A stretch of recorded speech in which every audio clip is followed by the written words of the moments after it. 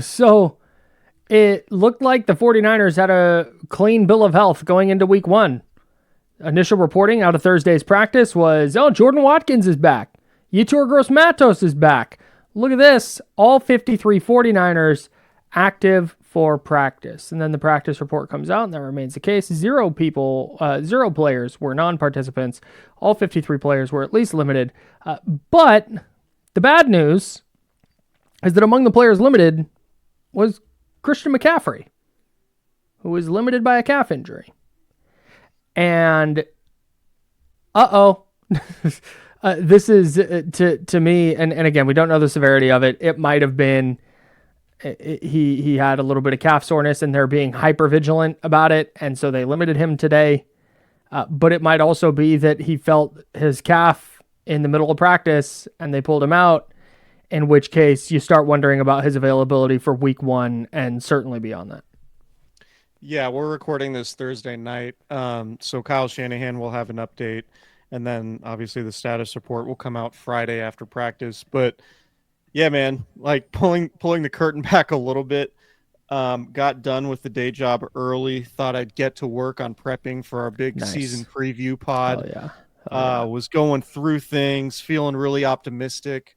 And like, I try to be objective. I'm probably a glass half full guy just by nature. I think, or at least, and when it comes to, looking at the run Kyle Shanahan's been on since being the Niners head coach, and I just had a lot of faith in their ability to bounce back this year. So I did some work. I went through the schedule. I was grinding through Mike Sando's quarterback tiers and looking at the Niners opponents, looking at Robert Saleh's numbers as a defensive coordinator and head coach, looking at, the recent draft class and where the 49ers might be better. And I was like, man, I got the 49ers at 11-6 this year. And obviously I can't really account for injuries. I don't want to do the injuries thing baked into predictions because I can't predict Niners injuries and then not predict opponents' injuries. It's just really difficult, right? It's just, so I just, based on the information we had, I was like, all right, 11-6. It's probably pretty optimistic, but this is a team that's been to the Super Bowl a couple times in the last 6 years. It's not crazy. Mm-hmm. And then the Christian McCaffrey news comes out. Just brutal, man. Like, man. Given how reliant the 49ers have been on Christian McCaffrey and how completely different the numbers are when he's in and out of the lineup, it's incredibly stark. And I still think the 49ers can have a good offense with Christian McCaffrey. I just think it's going to be really difficult, if not impossible, for them to have a great offense without Christian McCaffrey, particularly early in the season before Brandon Ayuk comes back. So, again, we don't know the severity. We'll have a better idea on Friday. And then, of course, on Sunday, there will be some more reporting around it, I'm sure. So it's tough to speculate right now because the information is so limited, but yeah, man, a real kick to the teeth when, doing all this work and like going through the games and everything. And yeah, 11-6. And then Christian McCaffrey, calf injury. Like, all right. Yeah, man. It just don't know what to make of this. It's not like it. So I want to get because again, we don't know what exactly the nature of this injury is. He could be a full participant in practice on Friday and good to go for Sunday. That's very much on the table as we record this at 6:31 p.m. on Thursday night. On the other hand, it's really hard to be optimistic about a 29-year-old running back who missed 8 weeks last year because of bilateral Achilles tendonitis, 8 weeks and all of training camp because of Achilles stuff that started as a quote-unquote calf injury, and now this. Out of nowhere, seemingly out of nowhere. Yeah. It's very, very difficult for me to be optimistic about this situation. But again, I don't know, so I'm not going to speculate further. On the other hand, you start talking about what this means for the 49ers. Let's go to the world where Christian McCaffrey does miss a significant amount of time, which he may or may not. We don't know.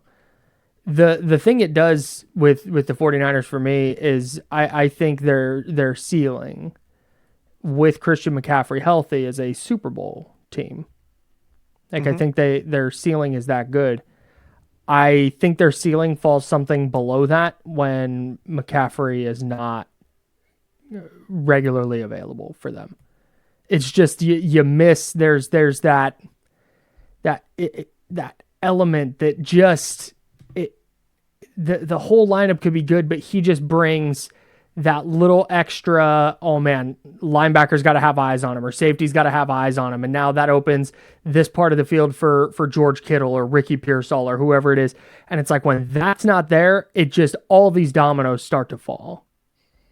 And that's where I have very serious doubts about the 49ers ceiling if Christian McCaffrey is going to miss significant time. Yeah, I think McCaffrey is the most important player for defensive coordinators to stop when you talk about game planning for the 49ers. And, the term gravity, I think probably a little bit cliche at this point, but, when Christian McCaffrey can utilize his versatility and win so many different matchups against linebackers, like Christian McCaffrey is good enough as a pass catcher to line up out wide and get open against defensive backs. Obviously, he can shake linebackers, and obviously he's, one of the best runners in the league. So you can put him in motion and basically manipulate the defense in ways that you absolutely cannot do when he's not on the field. So, you can't leverage him to get other guys open. Like you said, you're probably going to see a lot more split safety looks. It's probably going to make Brock Purdy's life a whole lot more difficult. Because instead of 9 players in the box and those crossing windows open, that that throw that Brock Purdy likes to make where he layers it over the linebackers, you have another guy potentially in that seam because he's not in the box, right? Trying to defend Christian McCaffrey in the Niners running game. Yeah, it's just it makes things it just completely changes what the Niners offense looks like, what it's capable of. Kyle Shanahan's ability to manipulate players and get the looks he wants for other guys, let alone just how good McCaffrey is as a runner and how effective the running game is. So getting Brian Robinson Jr. is, I thought it was a smart move at the time. It looks even, more prescient now, obviously. Having insurance for a Christian McCaffrey injury in the form of a starting caliber running back is good, but there's no question that, like I said, I think the Niners offense could potentially be great with Christian McCaffrey and when Brandon Ayuk comes back. And I think it's probably maxed out as a good offense with Christian McCaffrey not there. And obviously going into a game Sunday in Seattle against potentially one of the best defenses in the NFL on its home field in a really loud environment, it's going to be a really tough game to win without Christian McCaffrey. It'd be a really tough game to win with Christian McCaffrey, but obviously more difficult without him. Yeah, man. I don't have a ton to add. Christian McCaffrey being out is bad. Yeah. And Christian McCaffrey showing up on Thursday on the practice report is also not great. Once we get a little bit more news on Friday, we'll have an update on the YouTube channel. Yeah. And depending on what it is, maybe we'll add it to the podcast feed too. So stay locked in for that. Also, since we last recorded, Jauan Jennings revised his contract. He's got up to $3 million in incentives now. You could say he spoke about it on Thursday, but he kind of didn't. There was a massive scrum around his locker in the locker room. Didn't say a whole lot. He said he loves money. Relatable content. Sure does. Yep. I just think, honestly, it's funny that there was, pretty credible reporting that Jauan Jennings was wanting upwards of $20 million a year and is going to make the most he can make this year is around 10. Right. Like Jauan Jennings clearly under his previous deal, underpaid, right? 100%. Clearly underpaid. Yep. Probably No question. Probably a $13-14 million receiver. Had a year left on his contract, signed a 2-year deal last offseason, and came to the 49ers with a demand of $20+ million a year. And they were just like, yeah, well, here's $3 million in incentives. We'll max you out at 10 this year, and you can hit the open market if you want. The $3 million in playing time incentives almost feels like a middle finger, and that it's not more incentives, or that they didn't tear up the contract into a 1-year, like $12 million fully guaranteed or something. Yeah. where his asking price was so exorbitant that they were like, what? No.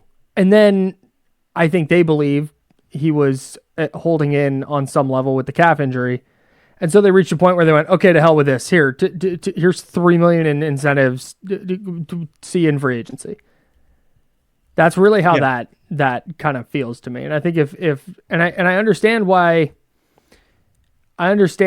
Jennings wouldn't want to redo a deal at $15 million a year or $12 million a year, because I said those numbers backwards, at $12 million a year or $15 million a year. Because he thinks he can get more on the open market, and that's cool. Like, and you hit the nail on the head last pod. Then shouldn't have taken the 2-year deal when you took it. Yeah. I mean, that's kind of how it goes. So, yeah.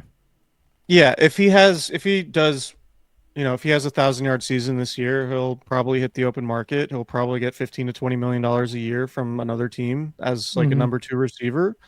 And it'll work out for him. I think it's pretty clear, though, and John Lynch said they're still working towards a long-term deal. I'm sure the Niners would love to have Jennings back on something like a $10 or $12 million a year deal. But with Ricky Pearsall coming up and Brandon Ayuk already on the roster, it's hard to envision them cashing out Jennings when, there's a reasonable chance they draft a receiver on the first 2 days of the draft next year too. Right? So maybe I don't know. I guess it would be putting the cart before the horse a little bit, talking about Jennings' long-term future with the team. But John Lynch said, yeah, we want to work out a long-term deal with Jauan.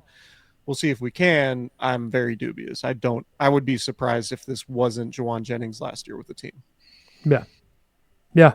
Same. Especially if he goes and balls out and is going to get $20+ million. I just don't think the 49ers are keen on paying a receiver that at this point. They're already paying Brandon Ayuk. They're consistently under Kyle Shanahan in the bottom 5 or 6 in pass attempts. Like they're just not an offense that requires that level of firepower or wide receiver. And I think they think that they can go get that level of firepower, the requisite level of firepower, via the draft and some savvy free agent signings. Particularly given where Jennings is at in his career too. Totally. He's 29, right? He turns 29 next summer. So he'll be 29 going into next year. Got it. You want to do some superlatives?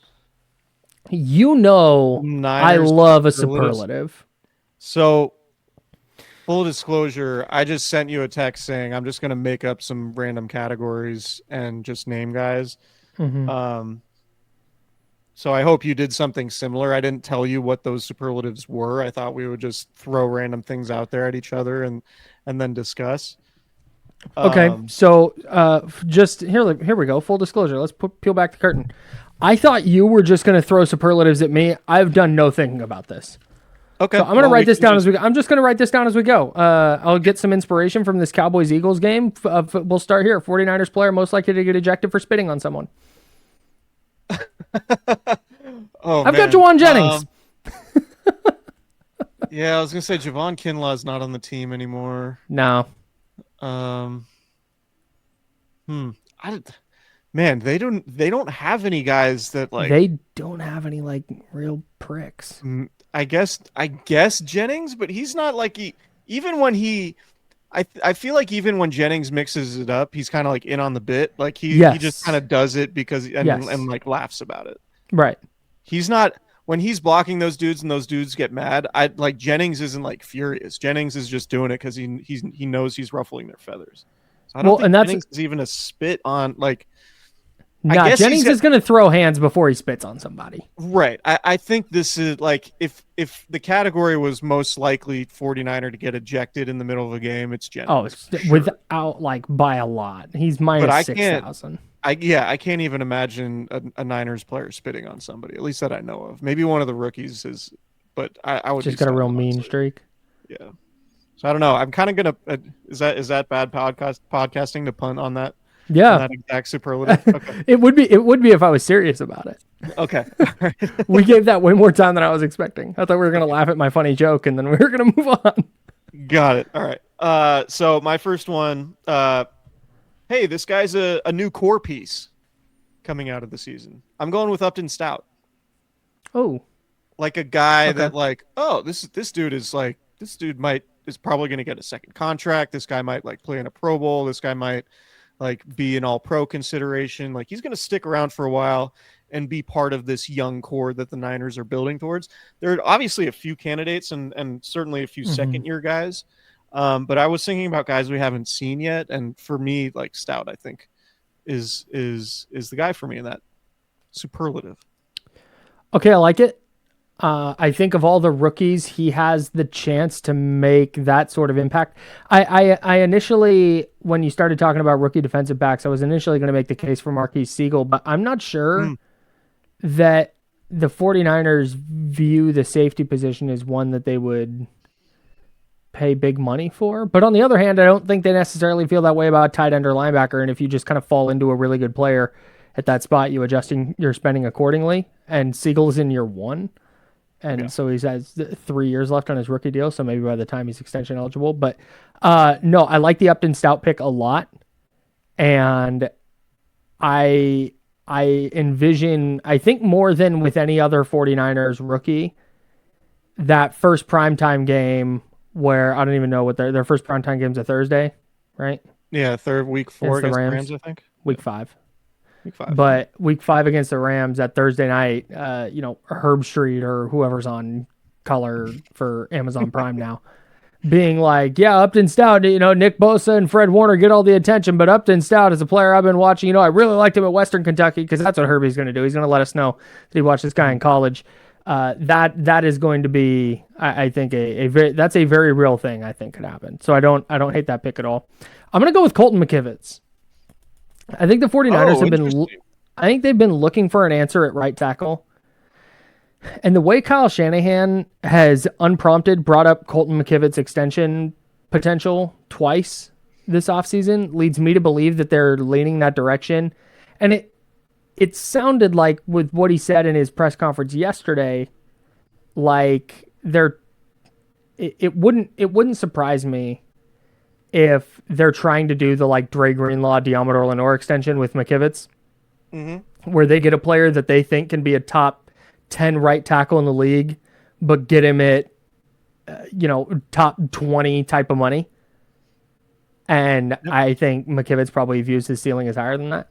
So I don't know if that kind of deal will get done, but I'm bullish on McKivitz having a really good year is what I'm trying to get at, where they're going to have to replace Trent Williams eventually in the not too distant future. So they want to maybe try and lock up a right tackle and go, okay, we'll pay a right tackle, X amount of dollars, not top of market money, not anything crazy, but something in the $20 million a year range, whatever it is, and lock that position up and figure out left tackle. That's an interesting point. I'm with you in terms of being bullish on McKivitz, and I also think, I guess it's just going to be up to McKivitz to decide, like, do I want to test the open market, or do I want to take a discount and be in a system that, I've played pretty well in, a system that I like. That's pretty.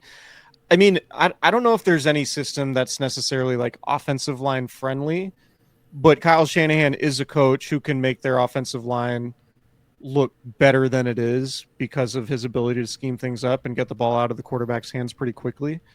Right. So like Kyle Shanahan's always found a way, particularly during the regular season, to have good offenses despite maybe having less than amazing offensive lines. The Niners offensive line issues tend to just show up in the Super Bowl and or the NFC Championship game. But if you're Colton McKivitz, you're like, why would I want to go somewhere where it's a 7-step drop every play and I'm on an island against the best pass rusher in the league and I could potentially be exposed? Like Kyle Shanahan's offense is not that nearly as much. So yeah, it'll be interesting because I do think when Colton McKivitz gets paid, whether it's by the 49ers or somebody else, it's going to be for a lot more money than I think fans are expecting. I agree. Colton McKivitz isn't awful at football. Like we went through this with Mike McGlinchey already. Yeah. Where Mike McGlinchey wasn't a top 5 right tackle or anything like that, but Mike McGlinchey was a more than serviceable player. He got a massive contract from the Broncos for a reason. And the Broncos now have one of the best offensive lines in football. Yeah. So I think if Colton McKivitz has a big year, I think the 49ers are going to be really keen on keeping him around after letting, the Laken Tomlinsons and Aaron Bankses, letting those guys walk. I think he's a player they're going to try and keep around. Yeah, I mean, McGlinchey got 5 years, $87.5 million, $52.5 guaranteed, $17.5 million a year on average. I honestly think McKivitz gets more than that. Not that I think McKivitz is a better player. I just think it's where the market is. The natural inflation and. So what was McGlinchey's AAV? 17.5.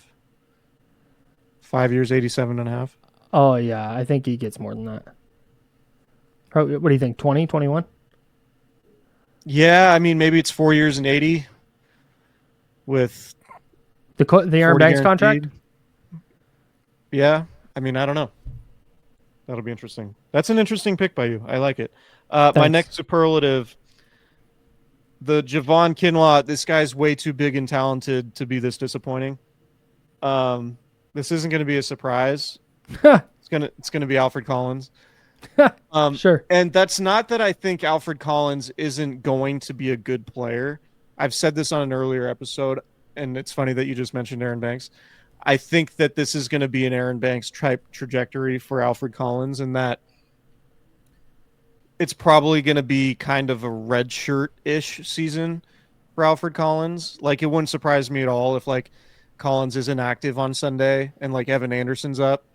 You know what I mean? Because the Niners coaches just trust him more not to get pushed around, and they like his pad level where he's at a little bit more right now.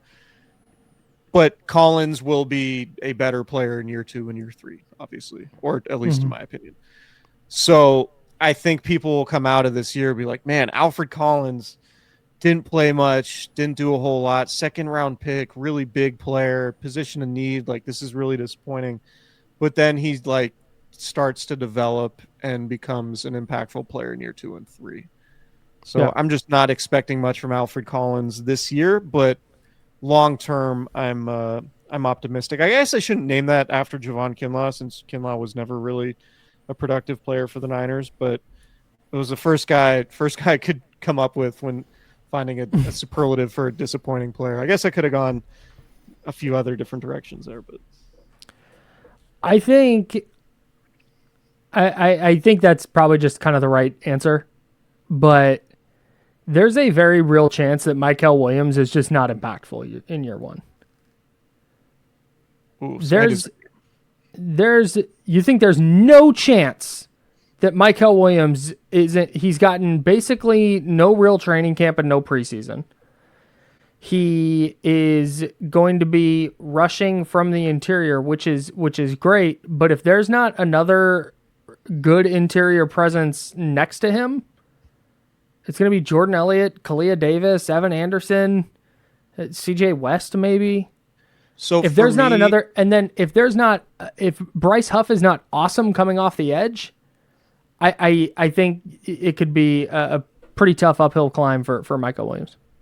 So, like, I'm not necessarily expecting big sack numbers from Mykel Williams this year. I think 5 is probably the neighborhood that I would predict if I was going to guess.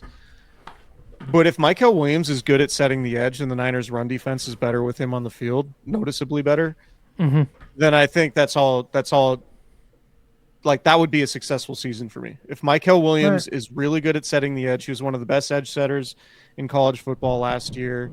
All his skills at Georgia seemed really translatable when it comes to defending the run.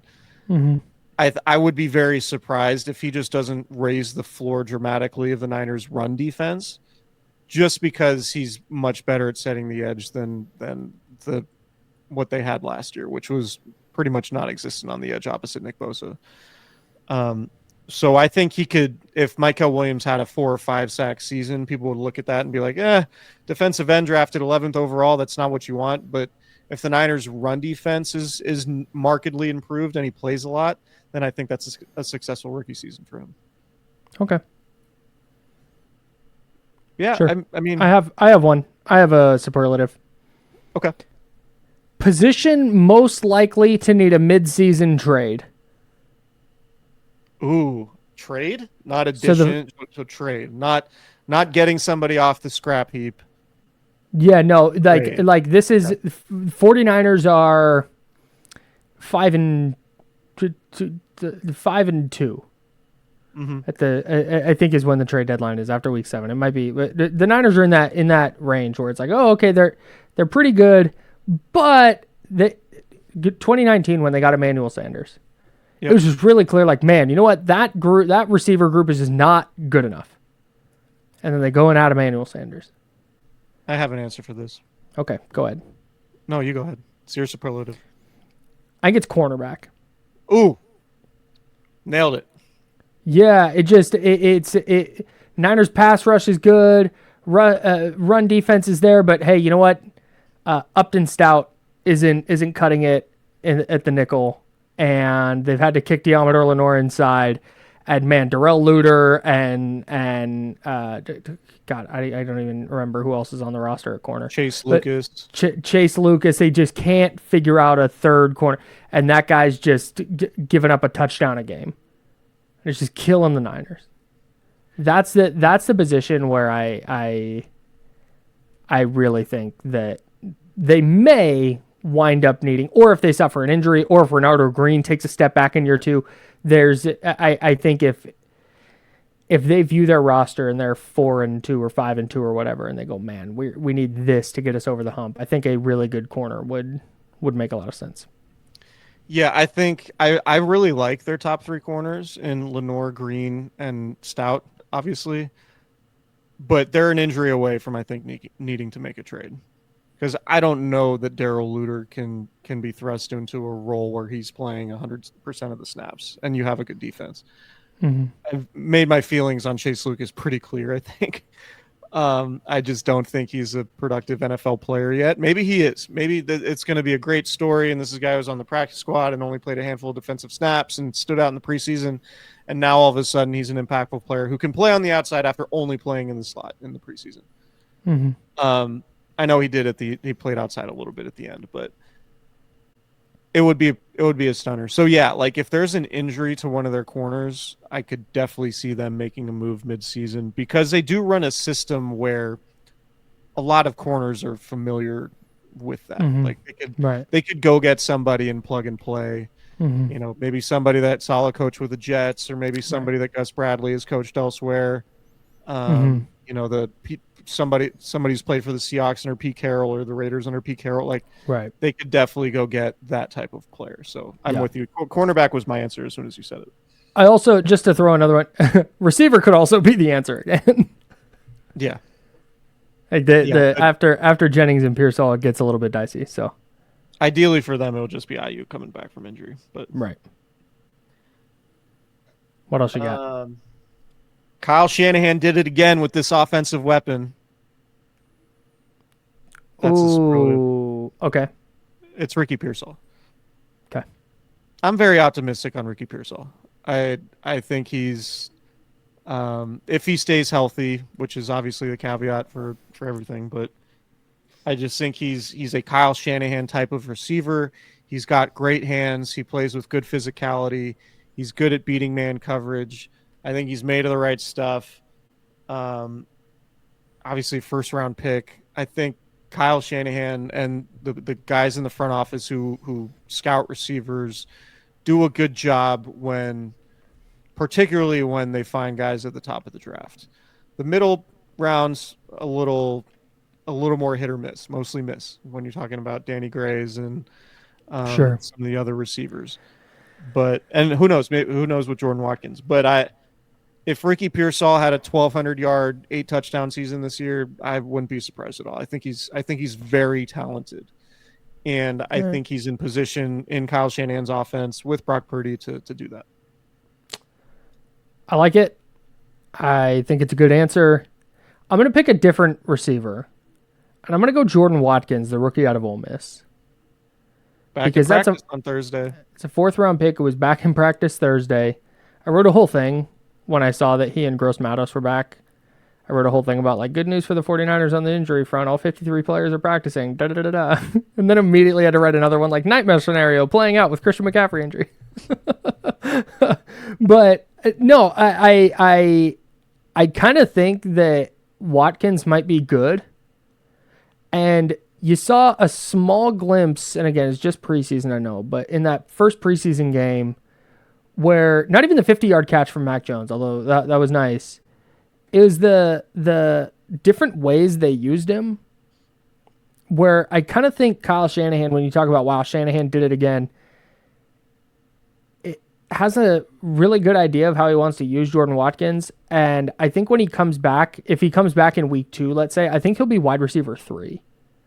And if he's effective in week 2, when Demarcus Robinson comes back, I could see him and Demarcus Robinson splitting some of those wide receiver 3 duties. Because they want to lean, I think, on their younger players where they can.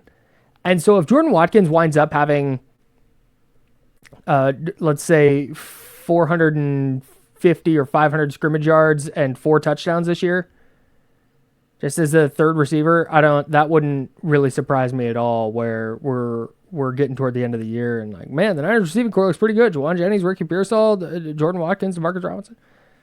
Yeah. Brandon Ayuk. Yeah, it's interesting. Thanks. The way I came out of the draft, and I know we talked about this after the fact, but when Kyle Shanahan was asked about Jordan Watkins, and one of the first things he said was, yeah, with the gauntlet drill at the combine, it's really, he was nails. I was like, Kyle Shanahan, one of the first things he says is what a guy did at the combine? Like, what? And then Kyle, you weren't even there. You weren't even there. And then you watch him play at Ole Miss, and you're like, I don't know, like this guy. I of all the draft picks they made, I was probably least optimistic about Jordan Watkins coming out. Mm-hmm. And then to see the type of camp and preseason he had, I was like, oh, maybe he's actually good. Mm-hmm. Maybe the gauntlet drill is really the secret, and maybe Kyle Shanahan did it again. Maybe he did it again. Okay, I have another one. I have another superlative. Okay. Go for it. I'm preparing on the fly. This is professional podcasting. No, this is here. great. Yeah. This is how you know I do live radio for a living. So my next superlative is hey, why is he still starting? Superlative? Ooh, okay, I got one. I hope it's not the same as mine. Mine is D. Winters. Oh, okay. I think that D. Winters had a nice little camp, to be sure. And he drew rave reviews from the coaching staff, and he covered Christian McCaffrey. Little camp. Nice little camp. No, he had a nice little. He did a nice. No. He worked hard for sure. No, he put it. No, but he's drawn rave reviews from the coaching staff and all that. But he was a disaster last year. He was not super effective when he got to play last year. And I think there were multiple times last year where we watched Devondre Campbell do stuff on the football field and go, hey, why is he starting? You just handed him the job and then he just gets to keep it all year. I think I don't think it'll happen. It wouldn't surprise me if that's something that happens with D. Winters 3-4 weeks into the year where, man, he's missed a couple of tackles here. He's getting caught up in play fakes, and he's getting beat in coverage, and it's still a mess at that will linebacker spot. And Nick Martin looked pretty good in the preseason. Why aren't you giving the rookie a shot? That wouldn't surprise me at all. Again, maybe D. Winters improved leaps and bounds, but last year it was really, really not good when he was on the field. Yeah, I could see that. That would make sense to me. He was not very good last year. Mm-hmm. And he was among the reasons. Basically, every 49ers player outside of Nick Bosa and Fred Warner were bad against the run last year. And D. Winters was certainly one of them. Devondre Campbell was too.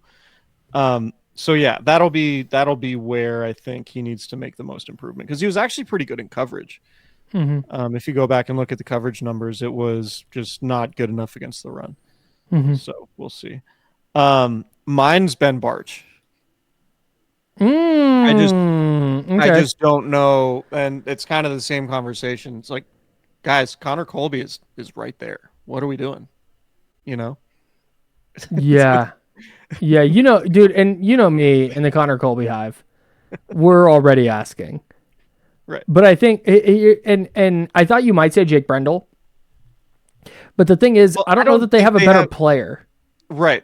I don't think they have a better center on the roster. And they love Jake Brendel. They've Right. convinced themselves that Jake Brendel's like one of the best centers in the league, which like, sure, maybe in August and on the practice field, but like, Damn.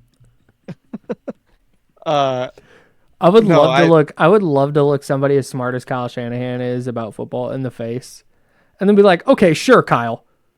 Like, yeah, you got it, champ.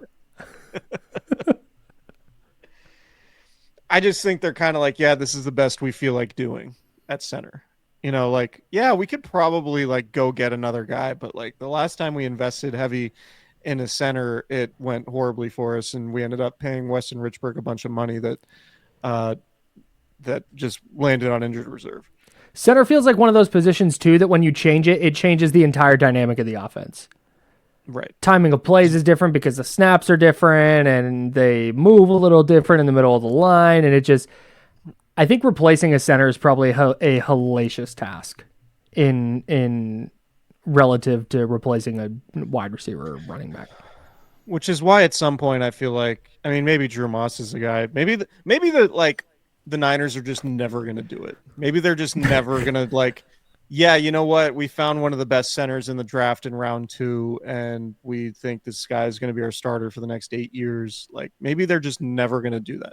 Although they did draft Aaron Banks in the second round. I don't know. The whole offensive line thing is really confusing to me because I understand, oh yeah, we can get by without having elite talent on the offensive line, except for Trent Williams, the most talented left tackle we've ever seen. Right.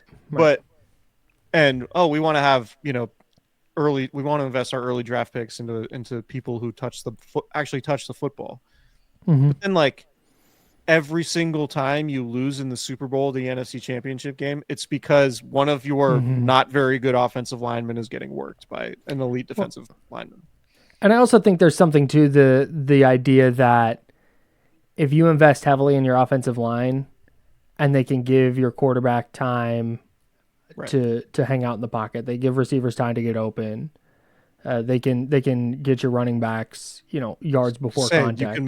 You can like get wherever you want in the running game. Like that's really important. Right. And it just makes it easier to start plugging players in.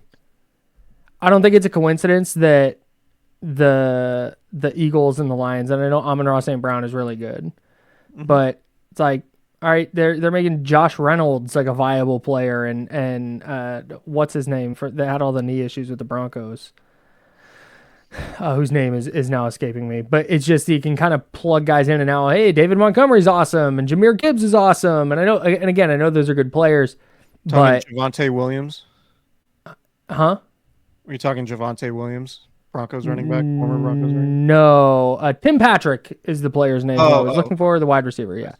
So it just, when it seems like teams that have awesome offensive lines are able to make do with less at the skill positions because the offensive line is so good. And so I know that that's not where the 49ers are philosophically, but I do wonder if at some point they look into that. Okay, got another one. Okay. Are we sure Kyle Shanahan / Bobby Turner are the most amazing duo at finding running backs? Okay. Superlative. Isaac Guerendo. I'm not loving the Isaac Guerendo trajectory right now. Interesting. Going into year 2. I don't think he sees it. The injury stuff is obviously a concern. It doesn't seem like he's going to be getting more opportunities with Brian Robinson here. They drafted Jordan James. I just feel like we are careening towards a Trey Sermon, Ty Davis Price type outcome for Isaac Guerendo. Mm-hmm. I don't agree right now. Okay. I think that Isaac Guerendo's largest issue this offseason was just health, and maybe that'll continue to be an issue that plagues him. But I saw enough last year to feel good about him as a player. I'm not going to take a handful of carries in the preseason as a reflection of who or what he is. I thought he was mad decent when he got opportunities last year. Okay. And I don't think he could be RB1 for 17 weeks or anything. But I don't think he's bad at football in the way that Trey Sermon or Ty Davis Price were bad at football. Okay. That's fair. I'm just antennas up. Jordan James is the other player who would fit this category.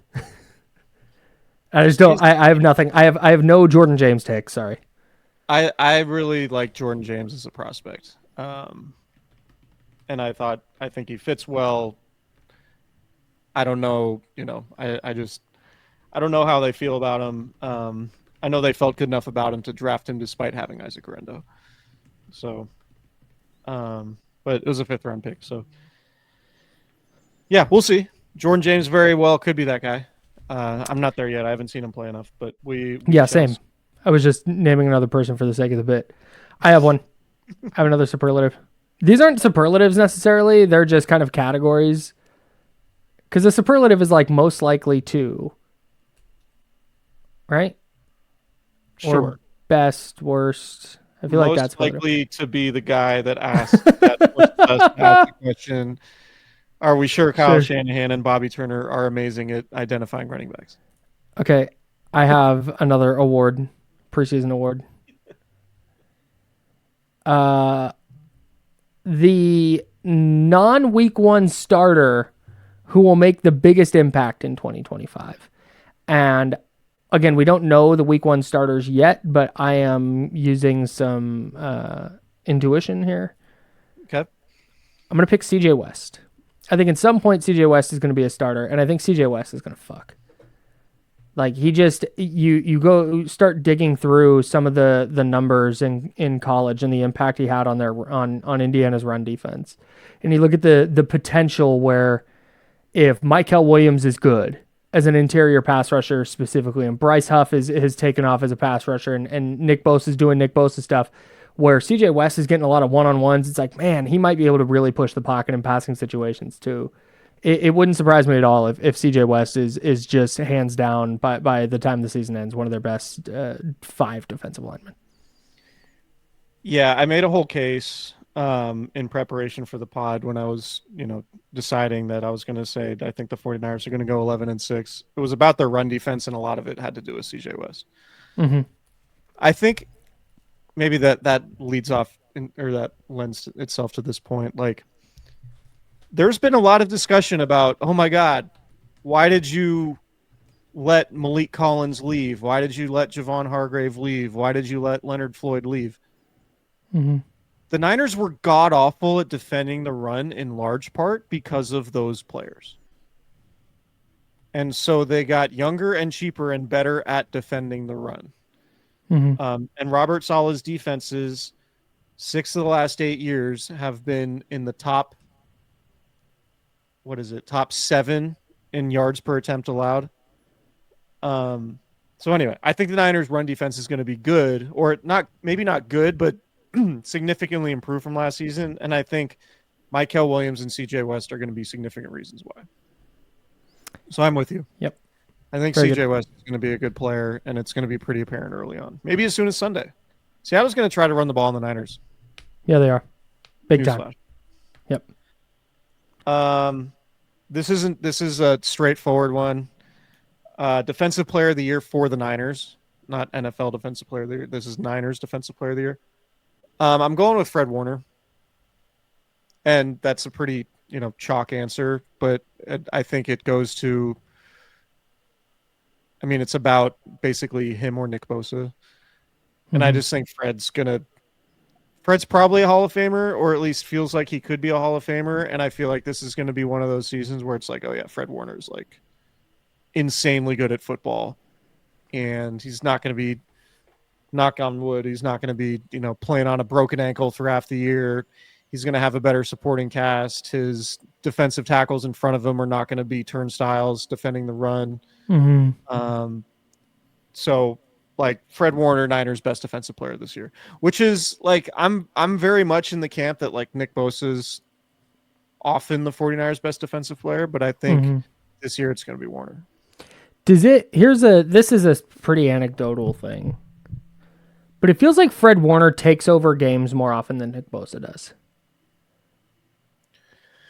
Like Bosa's had some Bosa's and I don't this is not a Nick Bosa's bad take or anything insane like that. But I just when I think of players who just had like I feel like I could rattle off so many moments off the top of my head where Fred Warner has created a turnover or has grabbed a pick six or has a sick pass breakup on a third down. Like there are just so many ways that he is able to affect games, and it's just part because he's an amazing, I think currently in the NFL 1-of-1 off-ball linebacker, and the turnover stuff and his athleticism and his ability to play in coverage. I don't hate the argument that even if pound for pound, if Bosa's position makes him a more impactful player or whatever. I always think of if I'm like talking about moments where a Niners defender changed a game, it feels like Fred Warner does that more often. I'm with you with the exception of the Defensive Player of the Year season in 2023 when he had 18.5 sacks. I think in just about every other case, Warner is the more impactful player because he's in the middle of the field. He's playing coverage. He's playing run. He's like the emotional tone setter.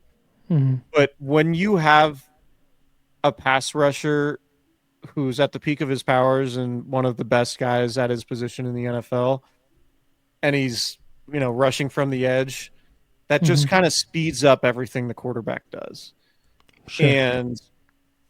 And the most important down in football, obviously, is a passing situation on third down. Like that's kind of what everything comes down to is like, can you convert more third and sevens than the other team? Mm-hmm.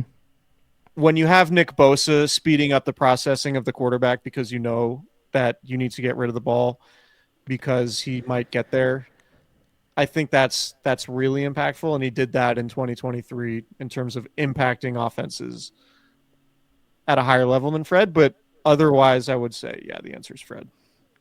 It was 2023 when he won the DPOY? Or is it 2022? Sorry, 2022. So in 2022, to your point, I'm doing this on the fly, and I'm really hoping that my stat is going to back you up, because if it doesn't, I am just going to destroy the point you just made. Oh, boy. All right. Well, tough. Sorry about this, Chris, but I'm going to disagree. Because in 2022, the 49ers were middle of the pack in opponents' third down conversion rate. And in 2023, when Nick Bosa only had 10.5 sacks, they were actually better in that category. Okay. That's all I've got. No, it's like picking between Nick Bosa and Fred Warner as your best defensive player is like, cool, man. Like, are you picking Shaq or Kobe? It's that. It's a trying to find ways that one of those guys is less impactful than the other is silly. Yeah, and it kind of felt like Fred Warner last year was on pace to win or at least be a candidate for Defensive Player of the Year until the season fell apart. The forced fumble at the goal line against the Vikings was one of the sickest things I've ever seen in my life. Right. Like, if the Niners had been good last year, if they won that game and were good last year, that would be like a signature play from their season. Yeah. I kind of think, I don't know, Nick might win another one, but I think Fred at this point is more likely to win a Defensive Player of the Year, like the NFL Defensive Player of the Year, the AP Defensive Player of the Year, than Nick going forward. Unless Nick just has another 20 sack season or 18.5, whatever. Yeah, that's kind of that's interesting. I kind of think if Fred Warner is going to win that award, it means the Niners were like a 1 or 2 seed in the NFC and they had one of the 5 best defenses in the league. But I don't think they can get to either of those benchmarks unless Nick Bosa has like 20 sacks. So in which case he's probably the DPOY. So that's it. But hey, a lot of teams would love to have that problem of, God, who's their best defender? Yeah. Fred Warner or Nick Bosa? Like, Jesus. What a ridiculous team. Do you have another one? I didn't write down another one. Offensive player of the year for the Niners. Not Christian McCaffrey. Tell you that much. I can say, dude, it's Kittle, man. George Kittle's awesome, and he's with Luke Farrell in the building now, where George Kittle's not going to have to pass block on 12% of the team pass plays or whatever ridiculous number it was last year. I think he's going to get even more targets. I think you're looking at another 1,100-ish yard season. I think you're looking at another 8 to 10 touchdowns. Last year, George Kittle, 94 targets, 78 catches, 1,100 yards, 8 touchdowns.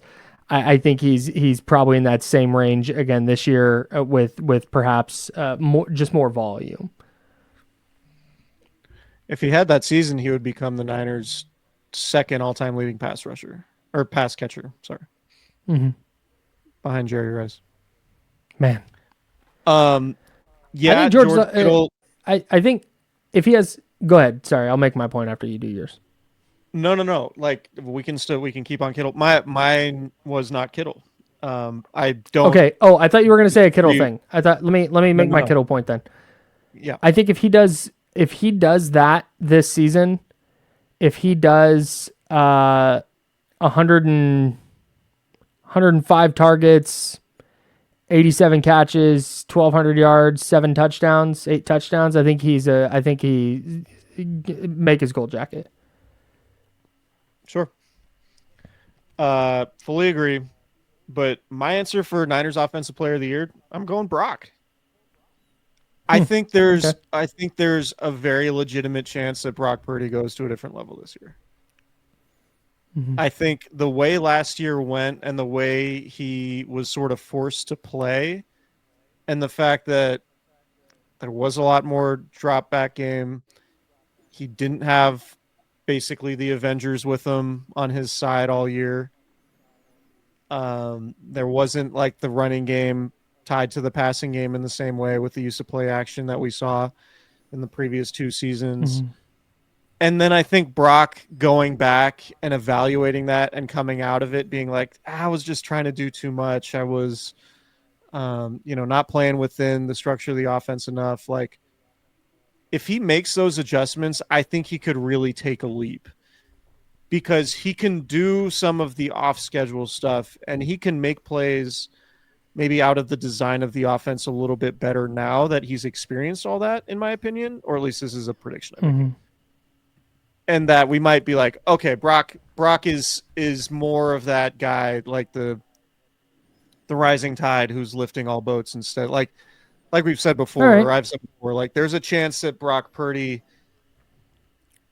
like the environment is a product of Brock Purdy, not Brock Purdy is a product of the environment type scenario. All right. And then if he makes that leap, I mean, the Niners basically need him to make that leap. The Niners are betting on him to make that leap. But I think he will just because I don't know. I'm just a Brock Purdy believer. I just think he plays at a really high level, and I think people are so tied to the fact that he was a 7th round pick that colors like how good they think he is. But it's like if you watch him closely play quarterback, he just plays at a really high level. He doesn't have the strongest arm and like whatever, but like, and I'm not comparing him to Drew Brees, but like you can be an elite quarterback without a super strong arm. Like Steve Young didn't have an incredible arm either. Yeah. And I think one of the things to take away from last year was not, oh, wow, the league figured Brock out. It was Brock Purdy got outside of himself. And he acknowledged that to Albert Breer. It's a really good piece by Albert Breer in the Monday Morning Quarterback. If you want to go check it out, it's from a couple weeks ago now. But Purdy talks about not just taking what the defense gives him and not just taking what's built into the offense, holding the ball too long, trying to put everything on his right arm. And instead of going, we'll go, I feel like I've said this exact thing on the pod before, so sorry if I'm repeating myself, but instead of, hey, here's Brian Robinson or Christian McCaffrey or George Kittle for 6 yards on 2nd and 10, let's get to a 3rd and 4. It was, oh, it's 2nd and 10, I need to get 20 yards now. Holding onto the ball too long, getting skittish in the pocket, starting to run, and just playing a game that is not conducive to his success or the 49ers offensive success. I don't think anything happened last year that made me think that Brock Purdy can't get back to where he was in 2023. It's a mindset more than a skill issue. Yeah. I agree. And despite all of that, like the Niners were still basically a top 10 offense. I think they were Yes, eighth. They were right. eighth in EPA per pass play. They were, Right. I think, tied for second in yards per play Yeah. So like last despite year. They were. all of that and despite I mean their issues were turnovers and part of it too, turnovers and red zone scoring, which I think you can tie a lot to Christian McCaffrey's absence. Mhm. But also like I wonder how much Brock Purdy was trying to force things and do too much because he knew special teams was a disaster. He knew the defense Mhm. wasn't nearly as good and they couldn't stop the run, right? Like I Mhm. wonder if part of Brock Purdy playing better is just the fact that, hey, the defense is more competent now. Hey, it's a top 12 unit. Like he doesn't need to feel like he's got to score 40 points a game like he might have last year. Mhm. Right. So I wonder if that's part of Brock Purdy's improvement. And yeah, I just kind of think we're gonna get there with him. I didn't come out of last year, despite the lack of success. I didn't think less of Brock Purdy, just based on the way he played. I thought there were definitely things that he could have done better, but Mhm. I thought it was a type of season where a lot of that stuff was out of his control. And despite everything being as bad as it was, he still played pretty well. And I don't think their record was necessarily a reflection on how poorly he played. There were some bad plays and there were some bad turnovers, of course. But if he cleans those things up and just the rest of the team plays better, I think that could be a recipe for the Niners turning things around. Yeah, man. I don't disagree with that at all. I don't think Brock Purdy is ever going to be. You were talking about Mike Sando's tiers earlier. I don't think he's ever going to be a tier one guy, just because he doesn't have the pedigree. He doesn't have the size, the arm strength, the stuff that makes people get enamored with a player's ceiling. That would make him QB. That would put him in that tier. But I think he can solidify himself in that next tier of quarterback, where, all right, he may not be impactful like Mahomes or Allen or Burrow or Lamar Jackson, but as long as the 49ers have a league average supporting cast, they're going to put up good offense with Brock Purdy under center, which is the goal of the position, by the way. And just on I was going to make a point about the 49ers scoring last year. They were at 22.9 points per game. That was tied for 13th. But in games that Brock Purdy started, they were at 23.6, which would be tied for 11th with the Los Angeles Chargers and the god of quarterbacking, Justin Herbert. The world's greatest quarterback, some say. Some say he's the combination of Dan Marino. He is Dan Marino plus Josh Allen. Many have said. Sure. If I have to cut the all 22 on to find out if that player is good or not, I'm fucking out. Call me when he wins a playoff game. What he already did in Jacksonville. Okay, call me when he beats somebody other than Trevor Lawrence's bitch ass in a playoff game. I don't mean that. I don't mean that. That was rude. That was too far. I started rolling on a bit. I thought you. I am. I know. That's why I went too far. I'm in on the Jags this year. I think they're going to be the 7th seed. I predicted it on the radio today. I think the only way Brock Purdy gets into Sando's top tier specifically is if he had a year like he had in 2023 when he was an MVP candidate and they win the Super Bowl. And otherwise, but without again, him winning the Super Bowl, he won't. The executives won't be like he's a tier 1 guy. Okay. I'm going to add a thing to that because I disagree a little. I think that all has to happen, and Christian McCaffrey would have to miss 10 games. Or George Kittle would have to miss time. Or Brandon Ayuk doesn't come back quite, the same, or come back until week 12. Like, that's what people are enamored with. People right now, Brock Purdy, forget the draft position stuff. It's, well, he has Kyle Shanahan. Oh, he has Christian McCaffrey. Oh, Christian McCaffrey hurt last year, and look, he wasn't as good. See? It's that easy. Look, not very good. He's going to have to overcome that, whether it's fair or not. I really think years though, like the league, the smart people in the league, not necessarily the talk radio folks. No offense to anybody who works in talk radio. Wow. All right, cool, man. No, just big bad newspaper guy over here. Not like the loud, screamy talk radio folks. Not the good folks at ESPN 1320 in Sacramento. Sacramento's, what is it? Sports. I don't want to say the wrong thing. Leader. Is it Sacramento sports leader? Is that it? Yeah, for now. Okay, good. Stay tuned. Okay, so can I talk about why I have the Niners going 11-6, at least before the Christian McCaffrey injury report came out? Sure.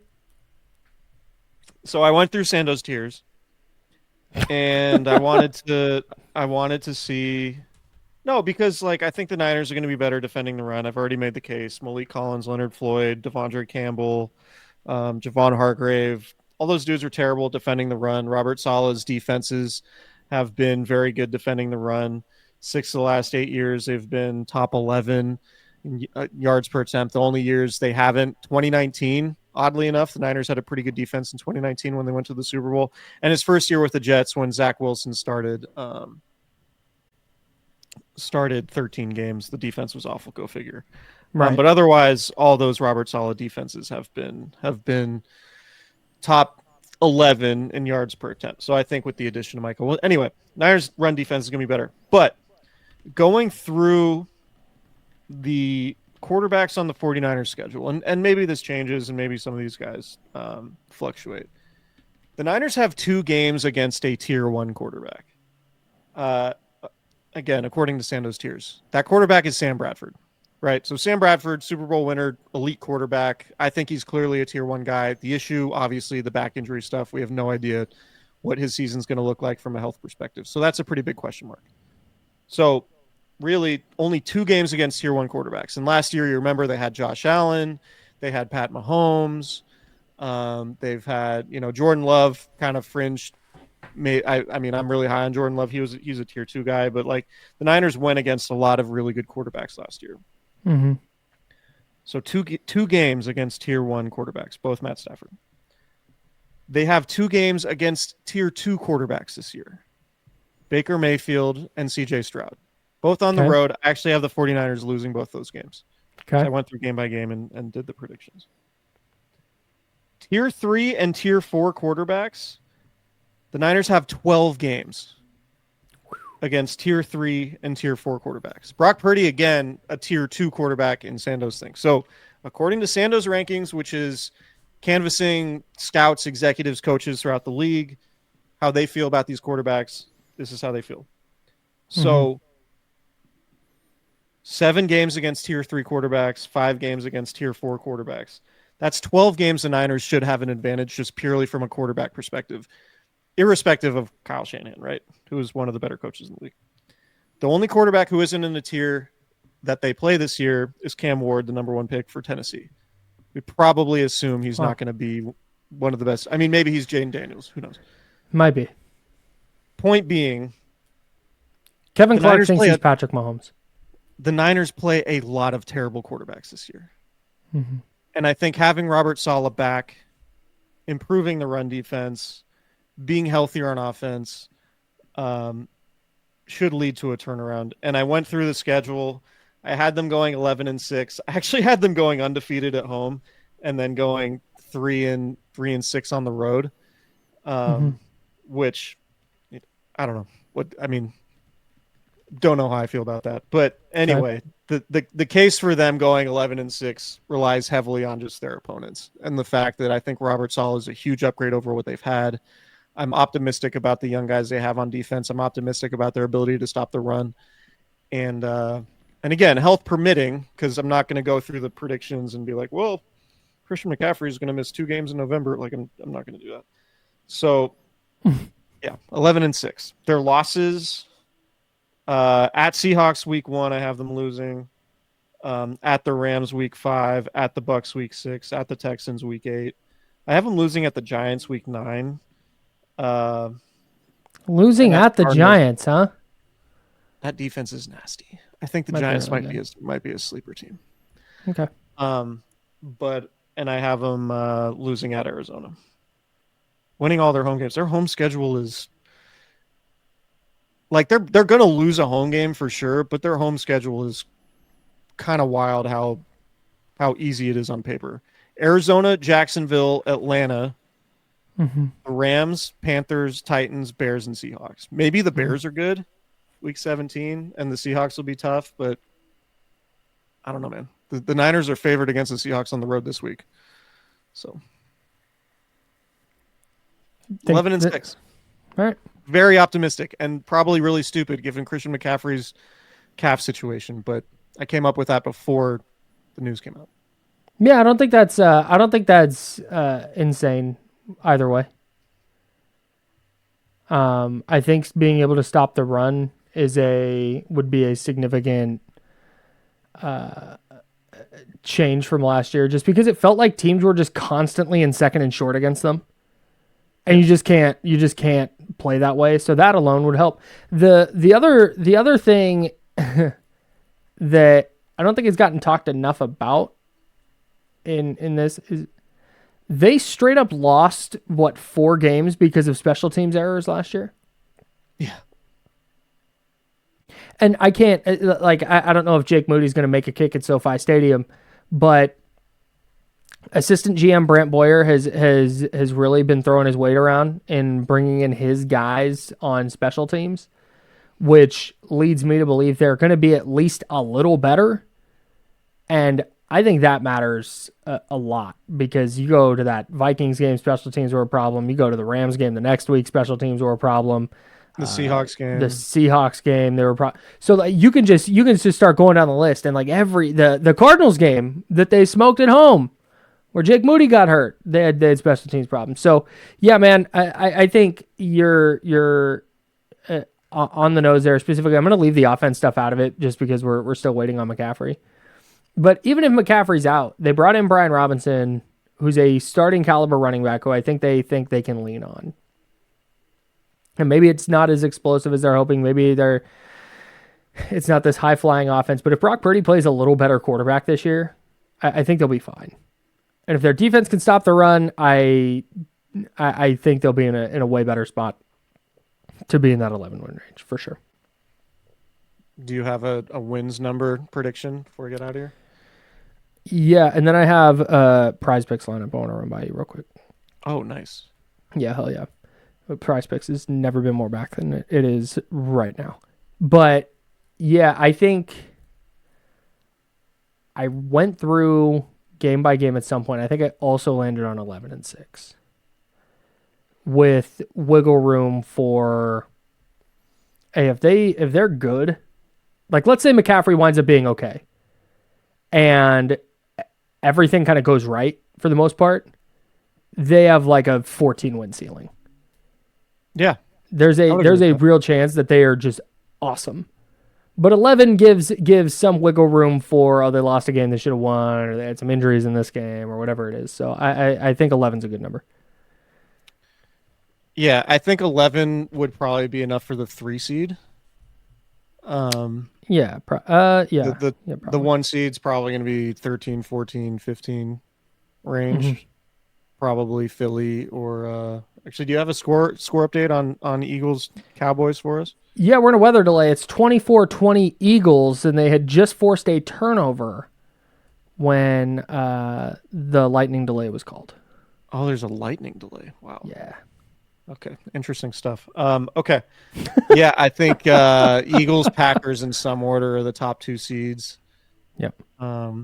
Niners at 11 wins, probably win the NFC West, and get the 3 seed would be my prediction. And then just get to the tournament, as Kyle Shanahan says. But yeah, they're not the only way I think they could compete for the 1 seed, because their schedule would allow them to in theory, but they need an A+ season from Christian McCaffrey. They need a 2023 type season from him. They need Brandon Ayuk to come back looking like he was before the injury, or 2023 Brandon Ayuk, because he wasn't that good before the injury last year. They need Trent Williams to stay healthy for at least 15, 16 games. Yeah. Otherwise, I think I know we got to get out of here. I think Robert Saleh's addition I don't think it can be understated, its value. Yeah, I've definitely, I think, slept on that as a reason the 49ers are going to win it a couple games they lost last year, or really the last couple of years. I don't I don't know that they're going to be perfect. I don't know that they're automatically going to be a top 5 or 10 defense again, but they're the what felt like correctable issues in the past couple of seasons. I mean, the most glaring one that sticks out is the Steve Wilkes blitz call right before the half against the Vikings with the long touchdown to Jordan Addison. Like, that's just not, Robert Saleh's not doing that. The 99-yard touchdown also against the Vikings the next year. Like, Robert Saleh is not scheming up a defense where fucking George Odom is covering Justin Jefferson one-on-one. Like, that's not a thing I think that's going to happen. I think the Niners can get to 11 wins if they have a top 7 offense and a top 12 defense and are just average on special teams. That sounds right to me. Given their schedule and health, obviously, but their schedule's so bad that they don't need to be an elite team to get to 11 wins, I think. Yeah, I think I agree with you. Can I give you my prize picks real quick? Yeah, let's do it. Before I head downstairs and crack open an ice-cold Cooperage brew. I'm going to the 3-pick flex play. As you noted earlier, I love a flex play. You do love a flex This play. is not just typically we'll do a 49ers only one, but I was scanning through the projections today, and I these numbers really jumped out at me, so I just grabbed these. I have Ja'Cory Krosky-Merritt, also known as Bill, the Washington running back. I'm buying the hype on Ja'Cory Krosky-Merritt. Now, he goes by Bill because his family did it as a bit, and it just stuck. Okay. Which I think is great. I felt like I had a banger tweet. I feel like I had a banger tweet when I said Bill Belichick's real name is Ja'Cory Belichick, and it didn't play. I really thought that was a good one. So I have Ja'Cory Krosky-Merritt. I'm just buying the hype. He had a really good preseason, and all the draft people are just geeking out over him. So he's higher than 25.5 rushing yards. If I get 5 carries and he breaks 1 for 15, I'll be in a really, really good spot with Bill Krosky-Merritt going higher than 25.5 yards. I'm picking more on Malik Neighbors, half of a rushing or receiving touchdown. I don't know that the Giants have a ton of options that Russell Wilson is going to be looking for, whether that's in the red zone, whether that's on one of those patented Russell Wilson moon balls. I think Malik Neighbors is going to catch a touchdown on Sunday. And then Brock Purdy, his pass attempts number was 32. And 32 pass attempts for Brock Purdy feels really high for me. Yeah, and probably like 26. Yeah, if it had been 26.5, I would have had that as a stay away. But at 32, man, if that's a tight game, even if Christian McCaffrey's not there, I could see the 49ers and Seahawks kind of slugging it out. So Brock Purdy last year, against Detroit, it was 35 attempts. Miami, it was 40. But again, those were high scoring games. They got beat in both of those games. 12-6 game against the Rams, 31 attempts. Blowout win over Chicago, 25 attempts. Nasty game in Buffalo, 18. Lost at home to Seattle, 28. Win over Dallas, 26. Like it was very rare that he went over 32 attempts, and when he did, it was when the 49ers defense gave up a ton of points. And I don't think they're giving up a ton of points on Sunday. I think Purdy's probably in that, like you said, 26, 27 range. I like those picks so much that I think you should make it a power play. They should do another entry. Oh, you need to do 4. No. Yeah. I've already submitted this entry as a flex. You think I should do it as a power play too? That'd be pretty ballsy. You're trying to... Hey, you know what? Scared money don't make money. That's what I always say. You're reading my mind. That's the phrase I always say. That's the phrase I coined. I'm just trying to help my guy out, you know? No, and I you know what? I appreciate that a lot. Let me just... I mean, the more you win, the more Cooperage Candlestick Chronicles is probably in my future the next time we hang out. So totally. That's what I've been saying for weeks. Make sure you go to Cooperage.com, CooperageBrewing.com, to check out all their beers, but specifically Candlestick Chronicles Hazy IPA. It is delicious. You will be the envy of all your fellow 49ers fans, friends at your tailgate if you pull out a 4-pack or multiple 4-packs of Candlestick Chronicles Hazy IPA. So do that. It's delicious.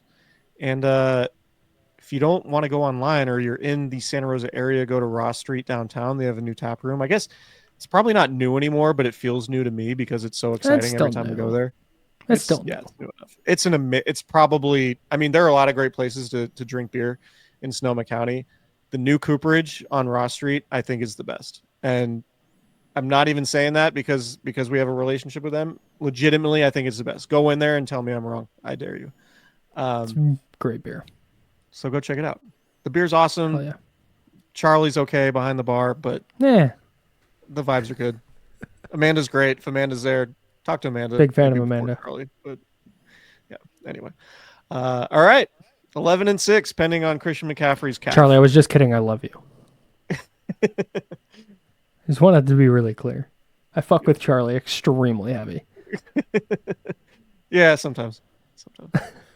All right.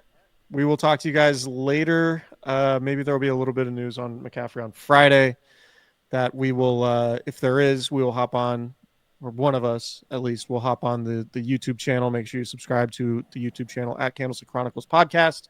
And we'll talk to you guys later.